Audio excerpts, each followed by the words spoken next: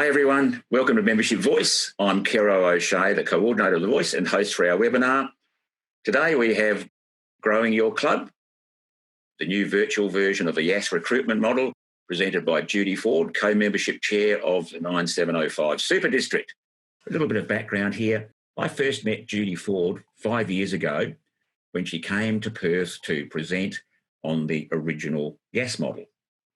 We did invite Judy to send over a video, as we had with some of our other presenters, but Judy decided to fly to Perth at her own expense, made that presentation, and as a result, a number of our clubs saw membership boosts from using the Yass model. Judy's passion for growing Rotary is evident from the fact that she's been membership chair for 7 years now. That was in the former District 9700, and now in the new Super District 9705, Judy has teamed up with Mary Brill hi Mary, I think Mary was going to be in the audience for that new Super District. But now over to Judy. Right, okay, well, where are we? So how to recruit new members virtually, and my question is, can it work? Because as I will tell you, I haven't done this. This is all experimental, but hopefully out of today we'll get some good results. So it's interesting, I've been attending a few changeovers recently. My husband's just finished as district governor, so I've been going along to a few. And what really saddens me is the number of clubs that don't have a membership chair or don't have membership seen as an important part of their grouping. And, they've got a president, they've got a secretary, treasurer, but of course, if you don't have members, you don't need to have all those people because there won't be any people to have a president of. So one of my big things is I hope that if there are any clubs listening today that don't have a specified membership person, please organise it because it really is important. So this is one way you could try and get some members. Don't think it would work too well. Another way, which is my club, Gungahlin, has done in the past, was having a stall either at a fete or in the shopping centre and, big signs up, come and ask us about Rotary. But, people don't. They look and they think, if I go over and start talking, they'll grab me and I won't be able to get away. And, if I wanted to join Rotary, I wouldn't do it this way. So I think you've got to be really careful the way we try to attract people to join Rotary. There are some tried and tested methods. You can ring people up and say, hey, have you thought about joining Rotary? And, of course, the old face-to-face method, which does work beautifully. Do you want to join Rotary? But the problem with all of those things is that we don't like rejection, and that's what does happen if you try to do a face-to-face and you don't feel confident and you're not prepared to answer all the questions. So that's why I originally came up with what I call the Yass method, for a better term, only because I was a member of Yass Rotary Club at the time. There is an answer, and it is to hold a membership evening, which is great, and it works. And we've seen that over and over again, that people that have followed my method and suggestions and what have you have had good success. But, of course, we've got COVID-19 that's hit the decks, and this has stopped all these membership meetings being able to be organised because in a lot of places it's very hard to do the full face-to-face meetings. Well, I must admit that we're lucky in Canberra. We're COVID-free at the moment and life's almost back to normal. Anyway, so the question was, what do we do about it? How can we still have a membership evening and be virtual at the same time? Now, disclaimer, I'm saying again, I have not tried this. It's only what I've thought would work, and I do want to try it, and I'm hoping that after today some of you people will give it a go as well, and we can then come back later and discuss our results and see what ways we can make it even better and improve the whole method. So hold a virtual Rotary information night. So step one, and this is the step one if you do it the other way as well, you must set a date, because by setting a date, you're committing yourself to doing something. If you just think, well, let's have a go and see how it goes and then we'll see when we're going to do it, you won't do it, I can tell you now. So set a date, put it in your calendar, put it in your bulletin so that it's definitely going to happen. Then you start to collect names and addresses. Now, normally in the old method, I'd say, anybody that you think might be a good Rotarian, put them on your list. With a virtual meeting, I think we need to be a little bit more selective in that I think there are 3 different types of people that you would be looking at. First of all, you've got the first group, which is the older group, the retirees, the baby boomers. Look, they're going to be, and they're then divided into 2 groups. You've got the baby boomer types that are really good with technology and are very happy with it, and, you know, they spend a lot of time sitting at their computers and they don't have any problems with that. But then you're going to have other people who are very scared of technology, that don't have anything to do with it. If you then go and try and say, look, come along to a virtual meeting, they're going to be very, very frightened, and they'll think, oh, is that what we've got to do if I join Rotary? So be very careful when you choose people in that age group as to whether they're technically savvy or not, or happy about it. So that's one group. Then the next group, which is the next group down, which are I would sort of say the people in the 45 to whatever, 55, 60 bracket who have got families. Now, they're a really good group for virtual meeting like this, because a lot of them will say, oh, we can't join Rotary because we've got children and, you know, dinner time and we're busy and it just doesn't suit our lifestyle. But put it into a virtual meeting and it's really easy. No travelling to the meeting. You don't have to travel home, and that can be a big thing. You don't have to find babysitters.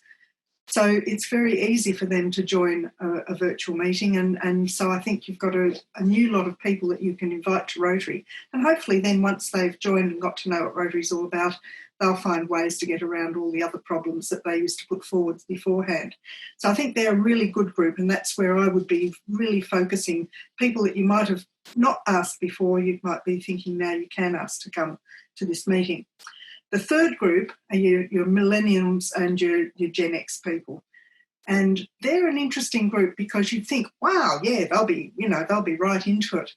But actually Michael McQueen, who, if some of you have heard of him, has written a very interesting paper saying about how actually this whole virtual lifestyle is not suiting millennials, and especially in the workforce. Sorry, it's my dog making that noise.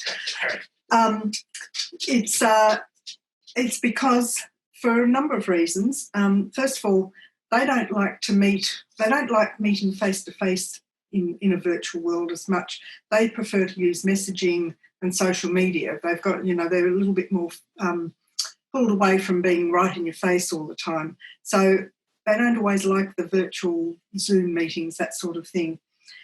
They also find that that they don't really feel the culture that we would feel, as sort of a mixed group of meeting face to face. They find it's a little bit off-putting and they find it hard to fit into.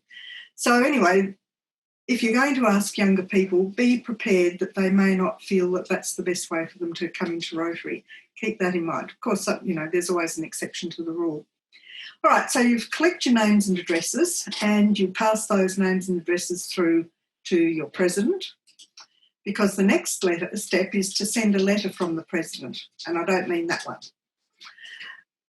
The letter needs to be from the president and it needs to be posted, not emailed. Please don't email it. Please post it, because these days hardly anybody gets a letter in the mail, especially a hand-addressed envelope. They'll definitely open a letter like that. So you'll definitely see it, whereas if you send it by email, they may not even bother to read the email. I know I get a million emails that I race through and probably miss good stuff in the meantime. So send a letter from the president, and this would be an example of the sort of thing you could write. And I've lost half the screen because I've got little people's faces everywhere, but I'll see if I can work it out. So dear, and leave the space and handwrite their name. Don't if you're going to do a mail merge, don't merge their names into that. A respected member of our Rotary Club has put forward your name as a leader in business, professional, and someone involved in our community. We would therefore like to invite you to join a special Zoom meeting or whatever platform you use, and we plan to introduce you to why 1.2 million people in the world have joined Rotary. So you're telling them what it's all about. Then we need to say that Rotary is really good and that we're not government or religious or profitable or any of those things. So a little bit of an explanation about that. Now, you can change these words around a bit and make it more friendly or more to your style. That's fine, but as long as you do those 2 types of paragraphs. Then you need to tell them when it's on and what time, so they can work out whether they're going to be around or not. And if you would like to join us, please let me know, because you need to know who's coming on so you can be prepared to have them. And then you send them the Zoom invitation, so then they know exactly how to log into you. And ask them to phone you back or to send an email to say that they are going to be joining, so you can get back to them. And please tell them they can share the invitation with their partners, so the more people, the better. And if they can't do it, ask them to tell you so that you can organise another one. You can always do this more than once, especially as it's so much easier when you're doing it by Zoom. So the next step is you've sent out your invitations, you've had people come back and say yes, they're going to join, so you then hold the virtual meeting. So what do we do in this meeting? Now, it's going to be a little bit different. In the other method, where it's all face-to-face in a proper place, you have a cocktail party, you have, everyone mills around and chats away and talks and gets to know each other, and then you get into the main part of the meeting. With the virtual meeting, it's a little bit different because you're going to have to get straight into it, I think. It's a bit hard to have too much chatting when you've got a lot of people looking at the camera. So we then go into what we call story time. Now, what you need to do before you have this meeting is to find 3, 4, maybe 5 people who you can rely on that will not talk to tell their story about why they're in Rotary or what they find is so great about Rotary, their own personal feeling and their passion, if you like. I think everybody who's in Rotary has a particular reason why they like it and they're passionate about it, so that's what needs to come out. So it might be about talking about your community things, what you do in the community, if you do barbecues, that sort of thing, if you have any particular areas that you like, that you think that they might be interested in, well, that would be one area. You might have someone who talks about polio and what Rotary's done in that area, maybe talk about malaria. Be careful with polio, not everyone understands what polio is, but once you start mentioning Bill Gates, that usually helps to make people understand what's going on. Talk about the youth programs. There are so many, and if you've got people in the middle bracket that I was talking about with kids, school kids in particular, you can then promote, Ryla, Interact, all of those sorts of things as well, and Rotaract for that matter. So I think always have someone to talk about the youth program of some sort or other. And then, of course, there's all our overseas areas, the things we're doing over there. Talk about if you've got someone that goes on one of the Rorke's projects overseas, talk about that. So you're showing that Rotary is not just local, but it is the whole world, and that there's so many different opportunities. And you might have someone who's a member of a fellowship club, one of the fellowships, and they can talk about that. So think about your members, think what stories they can have. Don't pick anyone that's going to be long and boring, and keep it snappy. And then, of course, after you've done that, you have the Q&A session. Now, that's very important because this is where you can make sure they hear all the good parts and the bad parts about Rotary. And when I say bad parts, I'm talking about that's not free. It costs money. And you don't want someone to come on board and then realise they've got to pay a couple of $100 to be a member. Sorry, just have a quick drink. Hold on a sec. So this Q&A this really is probably going to be the fullest part of the meeting, because this is where people can really start to ask questions and get into it. And when do you normally meet? And, or talk about what your normal meeting would look like if you weren't having to have a virtual meeting. But make sure that nobody is left with any queries, that they can hear everything and be as honest as possible about it. So once you've done that, then the most important part, and this will be, if it doesn't work, this could be the reason it won't work, and that is you must follow up. And that means that someone after the meeting, the next day, and you can divvy it up if you've got a lot of people, share the load, or maybe the president will follow up by ringing that person and saying, what did you think about last night's meeting? You don't have to say, will you join the club? Do you want to join Rotary? You don't have to get a yes, no answer. All you need to do is say, what did you think about last night's meeting? And that'll be really helpful, because they might say, I went on a bit too long, or, they might give you a few negative reasons, which will help you in the future. But also, hopefully, they'll give you a reason whether they think that Rotary is going to be a good thing for them or not. And try and keep the questions open. Don't ask yes, no type answers, because that'll make it harder for you. Keep, what did you think about last night's meeting? Was it the sort of thing you were expecting? Those sorts of things, to promote some sort of conversation. Because without membership development, your club could look like this. And if what we really want is for it to look like this. So that's my plan. Give it a go. I would love to know if people can do this, and you might come up with better ways of doing it, or some suggestions to make it even better. That's what it's all about. This is a starting point, and I think we're going to be in this situation of virtual meetings for some time yet. So let's give it a go. Over to you, Cara. Fantastic. Thank you, Judy. Okay, let's discuss the fact that this is a template. What would you see as the next step in rolling out and testing your new template? What would you like to see happen? Well, I think that if anybody's willing to have a go at it, I'm very happy to send them a copy of what I've just sent, not the photo pictures and things, but an actual written explanation of what you've got to do, step by step. I'm very happy to send that to anyone.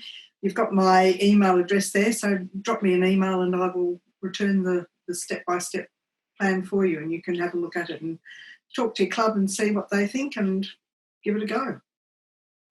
And you'll be available to support them as they move forward? Absolutely. Yes, absolutely. And I'm hoping that my club will give this a go too, so I've got some actual factual references to how it goes. Okay. Let's do a little bit of Imagineering with this. Before the webinar started, we talked about some of the new Rotary Club models that are around the place, and probably the newest of the new is the Rotary Social Impact Network that Rebecca Fry led the creation of there in New South Wales. They don't hold meetings as such. Could you see the new Yass model being adapted to work for the Rotary Social Impact Network? Absolutely, because when you bring them together on the virtual meeting, that's where you can start talking about the sort of things they do instead of having a meeting. I mean, that's even better than just telling the ordinary little stories that I suggest you use, that you can really show people the sort of types of activities that they get involved in. Yeah. Okay, let's look at another perhaps topical issue. I'm mindful. I'm thinking about Les Walsh's new Sunshine Coast Passport Club. Passport Club, yes. And of course, your colleague, your co-chair Mary, is working on something similar in Orange. Yes, she is. Bathurst and Orange. Yes. How could you see the new, or even one or the other, the traditional Yass model, or what I call a new Yass model? How could that work for a passport club? Well, it's interesting you say that, because we're actually talking about, we started a satellite club in Murrumbateman, which is where I actually live. It's about 20 minutes out of Canberra, and it's a more rural town. And it didn't work for a number of reasons. And one of the big reasons, and this is probably what I referred to earlier, is that there are a lot of young families in Murrumbateman. There's huge new buildings that have gone up, houses all over the place. It's no longer a tiny country village. But a lot of the families, there were people when we were trying to get the satellite club started, there were a number of young people, mothers that said, I'd love to join, but look, I've got, 6-year-olds and 8-year-olds and I just can't get away. And so we're thinking of actually a satellite club might be, a passport club might be just the thing for Murrumbateman, because we can say, look, we're not going to meet every Monday night at 6 o'clock, which is exactly when you'd normally be having dinner with your kids. We're going to have a Sunday lunchtime meeting, or we're going to have a Sunday afternoon meeting, and then perhaps the next week we might just do a community project that doesn't involve any particular time. Putting the dog out. And it's just come back in again. That's the beauty about a passport club, that it's very flexible, and you don't have to have a meeting at the same time every week. And I think that this showing them this from a virtual point of view, bringing them together on a virtual meeting. And you don't have to have just the one. You can do, 2 or 3 to fit in with everybody. And again, it doesn't even matter how many people are there. If you do the face-to-face method, then if people turn up and there's like 3 Rotarians there, you sort of think, what have I come to? But with a virtual meeting, you can have a few people and sort of say, well, this isn't the whole club, but, we're here to tell you all about Rotary. So you engineer a Rotary Club model or a satellite model to suit the community. Absolutely, and that's what Rotary should be about, I think. So looking at this, the Yass model, either the traditional one or the new one, is more than just looking at it and drilling into it. It's more than just a membership nightlife model, isn't it? It's done properly. It reminds members why they're in the club and all those. Would you like to speak to that? Yes, look, I think one thing, and I know you've heard the same thing, is that people have said, look, we did your model, yes, we got new members, but they didn't stay. And it's because Rotary is more than just getting people into the club. You've got to keep them there, and retention is such an important part of it. So when someone does join, look after them, make them feel welcome, get them involved in something, not necessarily put them on a committee because that sounds a bit horrible, but sort of say, have you got any ideas, any projects you'd like to get involved in? Let's see if we can start something. What are their skills? What are the areas that they're particularly good at? Can they use those skills? And yes, all of that sort of thing. I mean, when I joined Rotary, I was way back in 1994, I was a teacher. And part of my teaching skills, I used some of those for Rotary, and I got very involved in doing the club newsletter and things that I liked doing, and they were, of course, very happy because no one ever really likes to do that, except people like me. So, look for their skills, what are their interests, and get them involved in whatever way you can. And then you will find you'll keep people, and they'll say, this is a great club and I'm going to get my friends along as well. That's how you have to work it, but just bringing them in is not enough. No, it's a matter of tailoring the experience so that suits the people you're bringing in. It's the old sort of crazy notion of bringing anybody in to do anything just doesn't cut the mustard. Great question there from our audience. Most people want to be hands-on if they join Rotary, and the question is, can you follow this up with a project during COVID-19? Because obviously COVID-19 is creating new strains, new challenges, new opportunities. How would you respond to that, Judy? Yes, it is difficult. Of course, different states have got different problems. I mean, if you're in Victoria, I don't know if anyone's from Victoria listening in today, I'm very sad for them. I know life must be very difficult, whereas, as I just said before, here in Canberra, well, I'm not in Canberra, but I'm part of Canberra, we've got no restrictions much at all, and life is fairly much the same. So it really depends on what stage your state is at. But, in our club, for example, even though we have now started doing what I think they're calling hybrid meetings now, that we sometimes we're just on Zoom, but sometimes we'll meet in somebody's house and have a meeting. We're only a small club, so we can do it quite easily. I think that you can start to mix your meetings up, and that suits people as well, because if you go back to my other suggestion where I'm saying that some older people aren't too good with doing virtual meetings and Zoom, we've got a couple of members in our club that's like that. But when we have a meeting at someone's home, like our board meeting and just a fellowship meeting, they can come to that, so they still feel part of the group, even if they're not coming to the Zoom meetings. And, of course, a newsletter does help as well, because that keeps people in touch. So it's a case of looking at ways you can use whatever you're allowed to do at the moment to the best of ability. My husband's club, he had a birthing kit meeting a couple of weeks ago where they met and made up those birthing kits. I don't know if you all know about that. That's a lovely hands-on thing, and they were able to get a room big enough that they could social distance but still do all the things that are necessary to make these kits up. So that's a really good way of doing a hands-on, getting together. It's a good fellowship thing as well. So it comes down to just looking at different ways of keeping up with Rotary and but still keeping to all the rules and regulations we've got at the moment. So that really rolls into Linda's question, which is, do you think a hybrid meeting would work to engage new members, particularly those with family? Now, if you're talking about the one way of talking about a hybrid meeting is that you have a meeting where people join together, but you also have a computer set up so that some people can be online. Is that what you're thinking of in terms of hybrid there? Because if that's the case, yes, that does work, and we've done that at Gungahlin.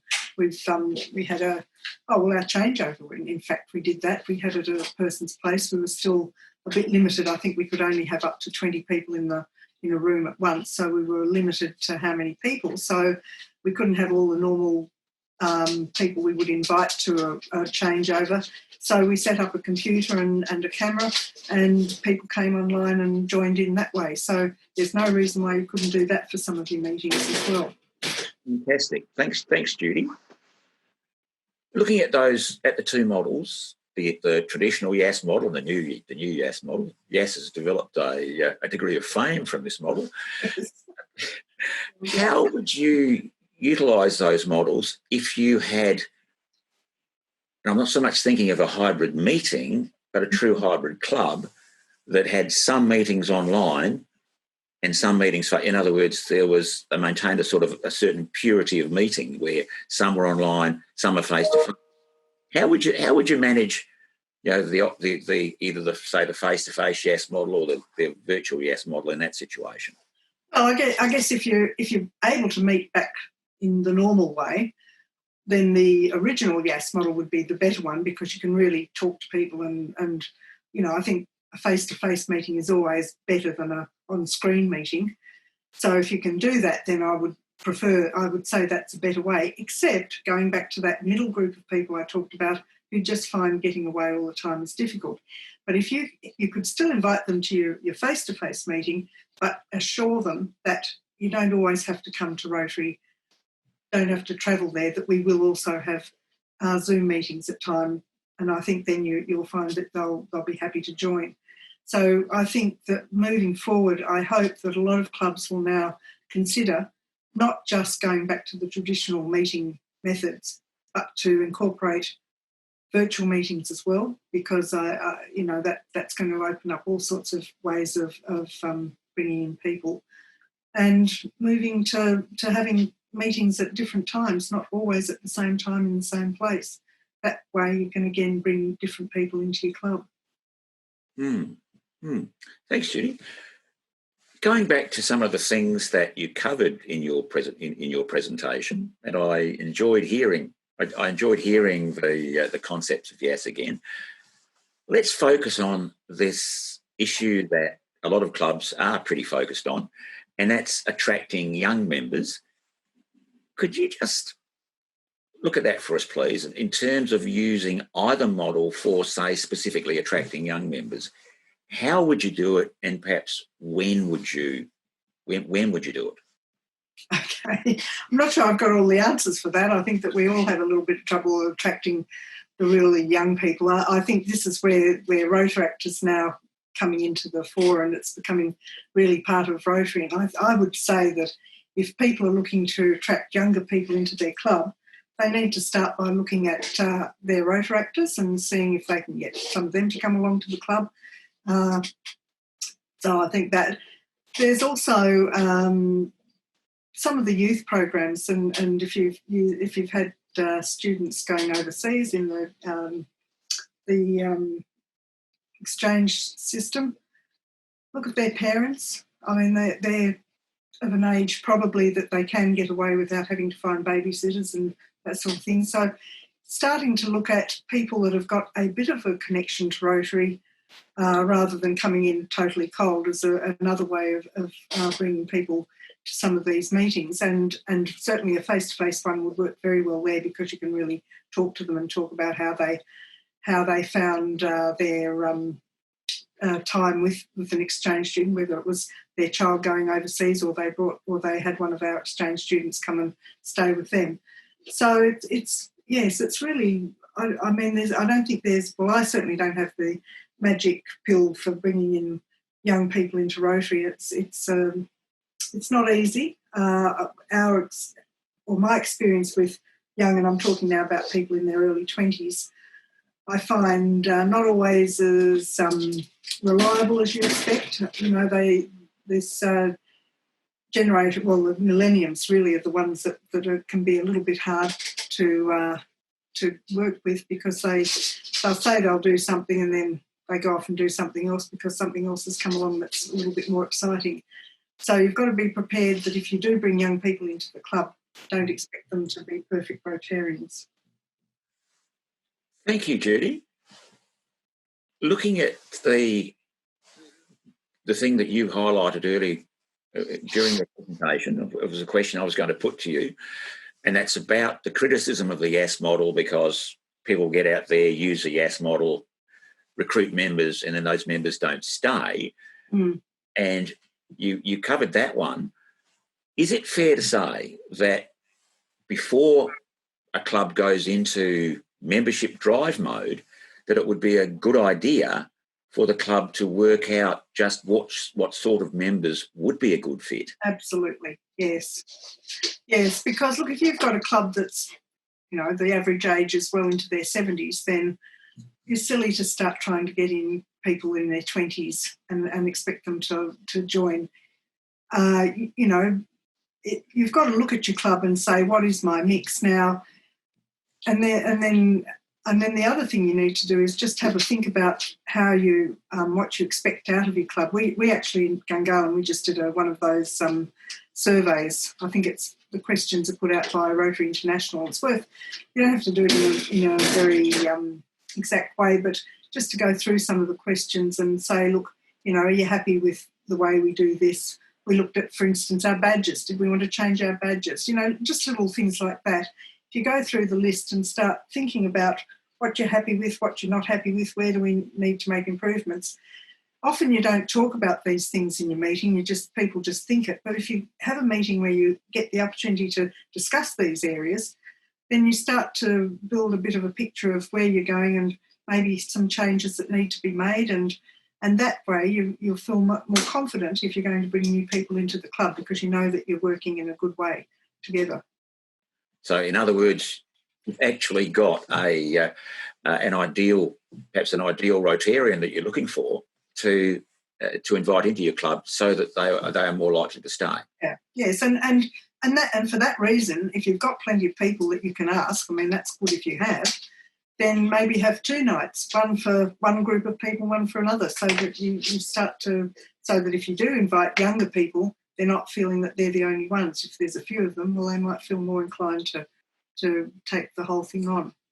And that picks up the concept of club within a club, where you can have a group of people with, say, similar interests, similar age, people who engage well together as a group, say, within a larger club. Yes, and if you do get these people in, start asking them, what do they think? What do they think's a good idea? You know, get their ideas from the beginning, and what have they got ideas of projects that they want to work on? They may have got their own preconceived ideas about what Rotary is. Find out what they are and see if we can work out how to get rid of the wrong ideas and improve on the good ones. Fantastic. Looking at, say, the stages that people go through in their lives, and the fact that people with teenage kids could be attracted to our youth programs and the like, should we perhaps also change our expectations in terms of time that people, or the likely duration of people's membership in Rotary? That the idea of, say, having someone as a member, but targeting, say, a member for say, a couple of years, might actually work better than, say, making it open-ended. Yeah, look, that's a good point, because I guess, you know, so much of our life depends on our time and what we've got to spare. And, I mean, it's silly because we've all got the same amount of time. It's how we use it, isn't it? And I think that if you sort of say to people, look, you don't have to join for your life. It's not a lifetime thing if you don't want it to be. Come along for the next couple of years because we've got these two really fantastic projects working. One's overseas, one's local, whatever, and get involved in that. And and then if you've got find the times you just can't keep it up, well, that's fine. But at least have a go and see how you feel. But yeah, I think if you say that it doesn't have to be a lifetime commitment, that could make a big difference to a lot of people. Yeah. And perhaps having the team understand that concept, that it's not, if someone comes and sort of puts in a great couple of years and then they leave, that's not an indictment of the club. It just reflects the reality of the times. That's right. But I think the other thing is, sorry about that noise, we can't stop, the dog keeps coming in now. I think the other thing is that, for example, at Gungahlin, we've got a guy who joined Rotary. I think he was in for about a year, but he said, look, his life is just so busy with his work and he's away a lot and all that, it's just really hard for him to keep up. So he left. But he's kept in touch with us and he's now going to rejoin again because his life's changed again. So, that's another thing. When someone leaves, don't assume that that's the end of it. Keep in touch with them because they may want to come back, but they've just got to get their life in a different format or, different things that are happening to them. That Rotarian alumni group is the biggest Rotary alumni group. That's the one that we tend to sort of ignore often. Yeah. I don't know why.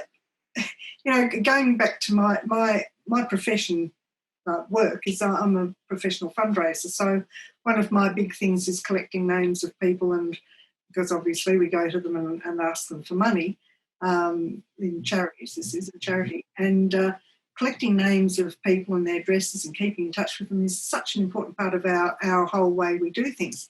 And that's how Rotary should work too. We should have our own database. Every club should have a database of all the people they've had involvement with at some time, keep a note of what the involvement was, so that you can go back to them and get them to come and join, have them come along to a meeting and do the membership night and see if they want to join. So you go back to your parents that have had students. You go back to people that went, on a GSE trip.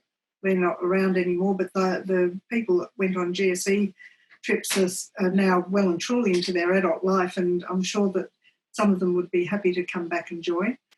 So there's a lot of different types of people and, ambassador scholars that have gone off and come back. If you've got one in your area, those sorts of people really should come back and have a look at Rotary and hopefully join. Well, I'm looking at the chat from you at Norwood. There's a starter for you already. Norwood are regular users of the traditional Yass model. They can't use that at the moment because of COVID-19 restrictions, so they're planning to give it a go. So fantastic. You have your first starter. Well, that would be wonderful to hear, and please, if you do it, let me know how you go and anything that you think needs changing, because, as I say, it's based on one method, but there's no reason why we can't change the way it's done to make it even better. So, yes, please. We did talk about having a bit of a virtual support group for the clubs that were prepared to give it a go. Judy, did you want to speak to that at this stage? Well, I think if you are going to have a go at it, let me know. So I've got to keep a note of you, and let me know what date you're planning on doing it. I'd love to sit in on it if that's possible. There's no reason. That's the beauty about all of this. You can do it from any part of the world, can't you? So if you're over in Perth, it doesn't matter. I'll just make sure I'm available at the right time. But I'd love to sit in on your meeting and see how it goes and keep in touch that way. It'd be great. Well, that particular club's in Adelaide, but... is it Adelaide? Okay. Yeah. Well, that's even better. It's closer. It is. Yes, that would be fabulous. So please do. Yeah.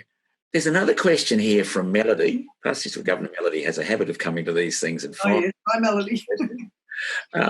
It was Melody who was DG when the year that you came over. Yes, I came over. That's right. I do remember, yes.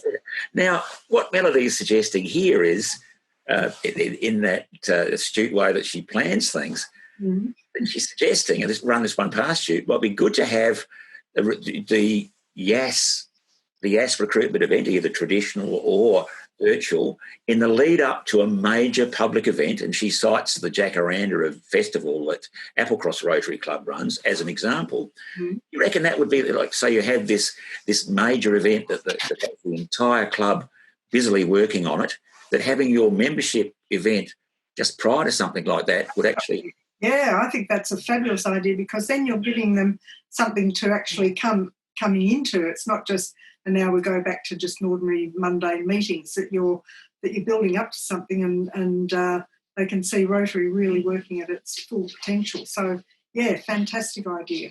Because we do promote Rotary as an organisation made up of people of action, and if we recruit people into a quiet time, it can look a bit like that, can't it? Yeah, well, you see, if you were doing something like the birthing kit type thing, that takes a few weeks to just organise. So if you know that you're going to do it on a particular date, run your membership recruitment before that and say, if you become a member, we'd love you to come or not necessarily if you become a member, but come along and see this in action. So you're not just saying we do these things, you actually get to see them being done and being part of it.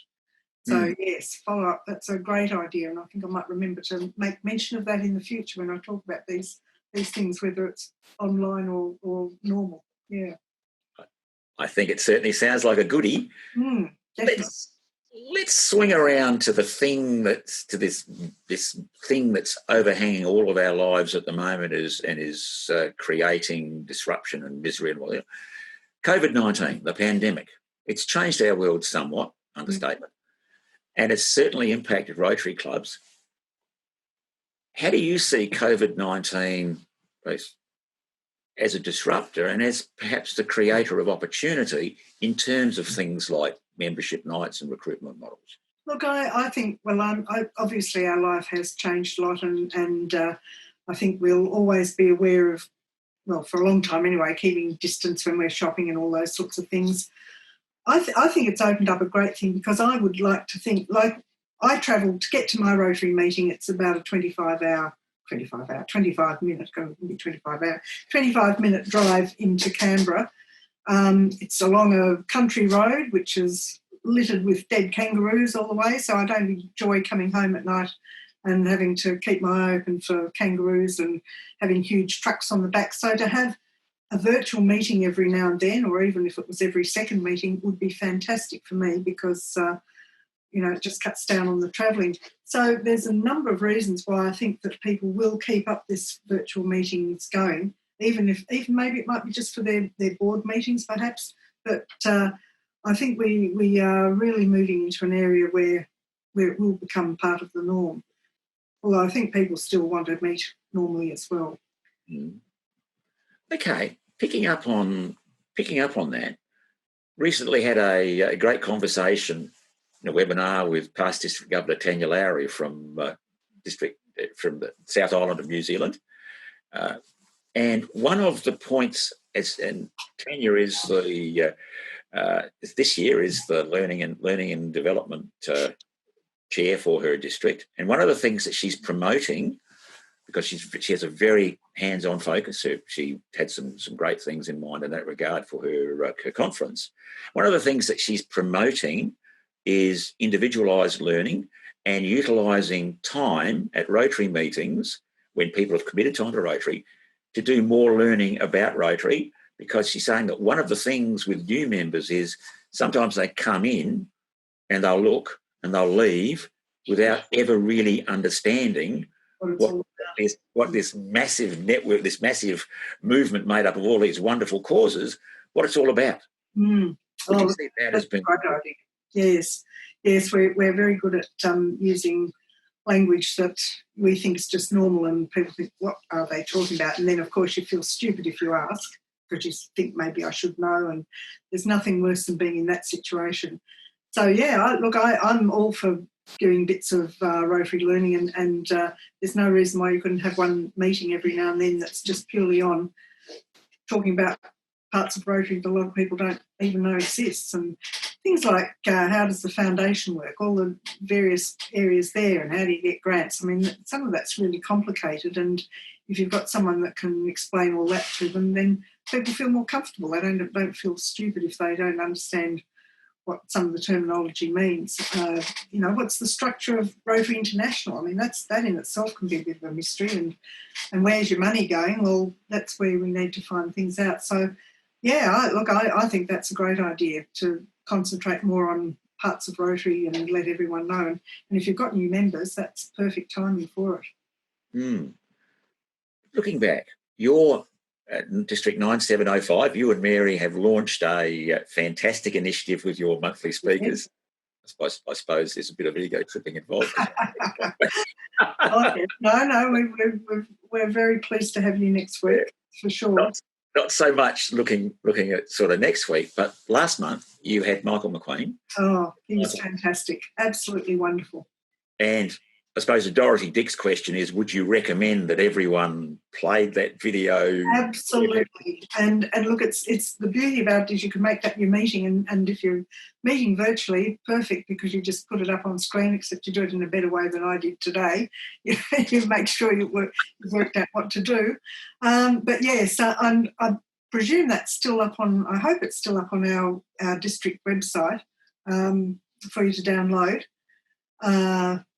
I think that, and it goes for about an hour, so it's a good meeting time. Yeah. Yes, we've shared that into the membership voice network because I think it's huge. There's huge value there.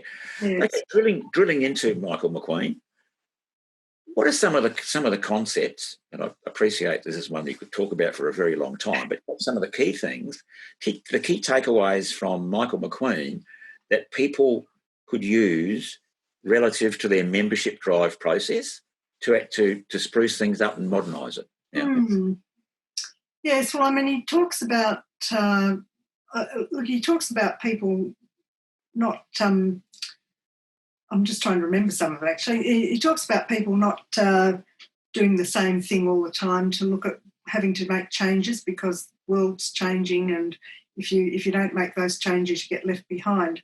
And what I love about Michael is that he always uses a lot of good examples of just the ordinary day-to-day stuff and how I don't know, I don't think you mentioned it in this last one, but I remember he talks about Kodak and how they didn't bother to realise that people were stopping using cameras and film and everything, and that it was all going virtual or rather with their phones and digital.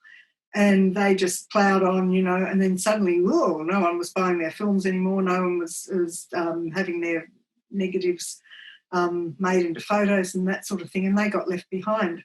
I mean, the other one he always talks about is the swatch, the Swiss, the way that the watches changed to being digital, and again, they got left behind, and so they then came up with the swatch. These sorts of examples. He's very good at that, and actually I was just looking, I mentioned it earlier on, that I was looking at his latest newsletter and talking about how young people are not getting on in their jobs so well with the virtual side of things. So if you can get hold of his newsletter, it's really worth reading, and he puts everything so clearly and precisely. It's very good. He does. He's very easy to listen to as well, so it's a great way to launch your new forum.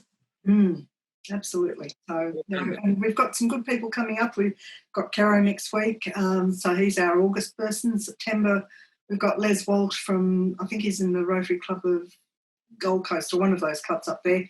He's going to talk about setting up passport clubs. We've got, I can't remember, I think we've got Mark Huddleston, who's written a fabulous book, and he's going to talk about his book, and he really has looked at membership in a fabulous way. He started clubs, and he's a little bit, he'll say what he thinks, and he sometimes says things that people go, oh, I don't think we can say that. But he says it, and I love him. We had our conference earlier on, luckily in March. We got it on just before the place was closed down, and he was a speaker there, and people just loved him. So he's definitely worth listening to. We've got Evan Burrell, who I'm sure you've all come across at some stage with his wonderful Rotary clothing that he wears. He's going to speak. He's our December person. Then we've got our new district governor nominee, who is only in her late 20s. So she's one of the young. Well, I think she's the youngest district governor nominee that there ever has been, from what I gather. So she's going to talk about her plans of how she's going to get young people into Rotary. So, yeah, so you're all very welcome to come on board and join in at any time. It's all free, of course, and it's just a matter of, we run them at 5:30. It's either on a Tuesday or a Thursday. We thought we'd alternate because not if we had it the same day. Sorry, someone's dead to walk on our road up there. If we have it on the same day each month, then some people just can't ever do it. So we're doing Thursdays and Tuesdays. So, yeah, will you, Cara, will you advertise them, pass them on to your people from your end? Happy to. You have events for all of them, don't you? Happy to share those. Yes. Yeah, great. Excellent. Absolutely. Now, you've done a brilliant job this morning, Judy. Absolutely fabulous.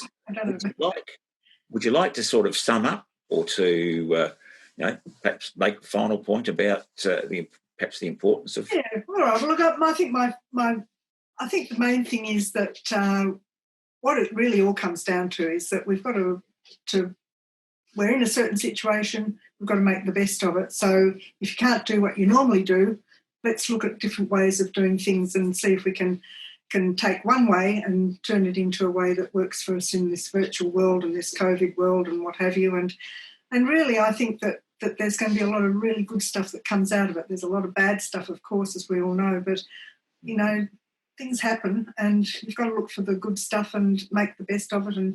And I think Rotary is going to benefit from all of this in the long run, not just with us, but with the whole world. I think that it's good opportunities are there for us.